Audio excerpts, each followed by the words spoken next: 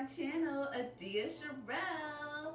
Okay, and we're going to get started with this quick style. I will be using my Better Length Kinky Clip-ins. This is the texture right here. Let's start off by parting the hair. Okay, so we're just going to part from ear to ear.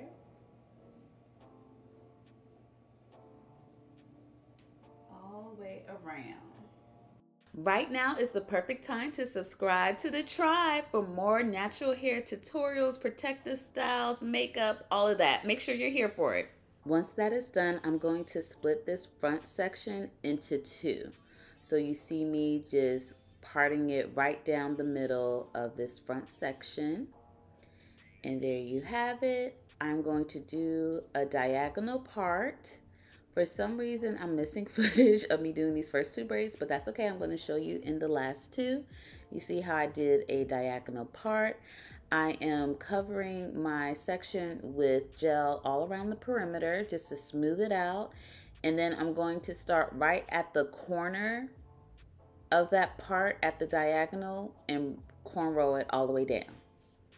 I also have a detailed video on how to cornrow your own hair. It's doing so well. Everyone's commenting on how helpful it is. So make sure you go and check that out.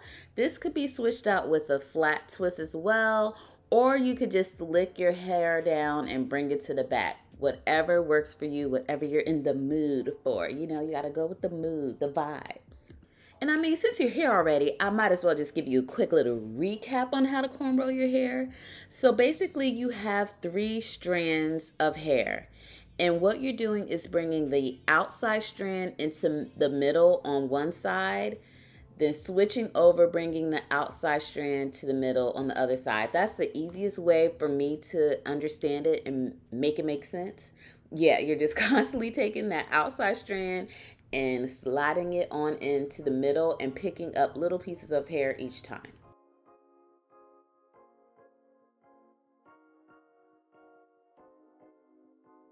Now we like quick styles over here, so I am just taking this whole back section and putting it into a braid and just tucking it under. That is all I'm doing. I'm not cornrowing the back of my hair. We're not doing that today because, like I said, this is a quick clip-in hairstyle.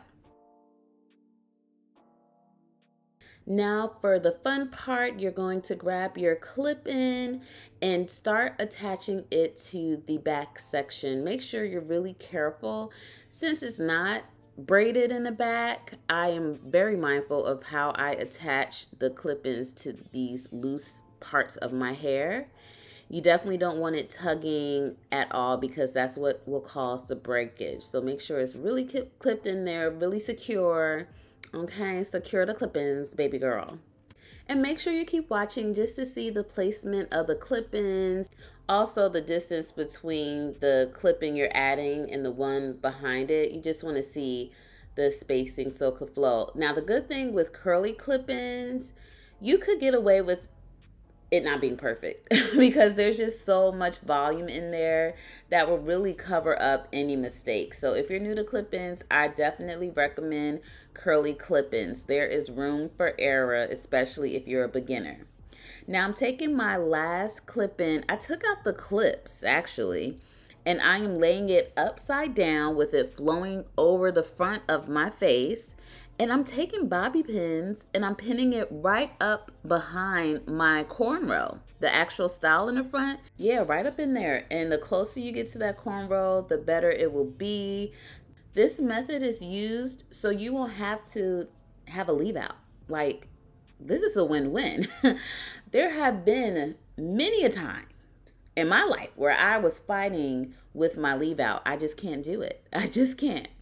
So here I'm adding just a small little weft, a small little clip in because it was a little bit too much space. You flip that baby over and voila, like, ma'am, no leave out. This is perfect.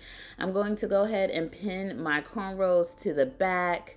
You don't want those ends loose. If you wanted the ends loose, you could add beads to it. That would be really cute, but I'm pinning mine back. For this style, I am laying down my edges. I'm adding gel all the way across. And then I'm going to take my Got To Be Glued spray that sprayed all over the place. But, you know, we're okay. We survived. Then I'm going to let that air dry and get a little tacky. Once I do that, I add a little bit of my braiding pomade that I use because this stuff is thick, okay? I need extra reinforcement for my edges, you know.